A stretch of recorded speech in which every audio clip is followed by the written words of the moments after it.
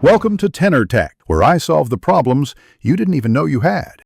You begin by opening Settings immediately. Press the Windows key plus I. Once Settings opens, make sure you are signed in with an administrator account so updates can install. Next, locate and click Update and Security in the list. This is the one place Windows 10 centralizes updates. You do this now rather than searching control panels. It saves time and reaches the update controls directly. You now select Windows Update on the left. This is where the system checks for patches.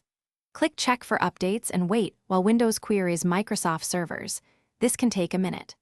Once results appear, review any optional updates or driver listings that show beneath the main status. Choose what to install or hide. Make sure to keep your device plugged in during large downloads and to save any open work before accepting installs. You click Install for available updates and then allow Windows to restart when it prompts you. Restarts finish configuration and complete patches. Once restarted, return to Windows Update and confirm the status or check update history for success details. If an update fails, run the built-in troubleshooter under Troubleshoot, follow the prompts, then retry Check for Updates. If errors persist, note the error code. It guides targeted fixes.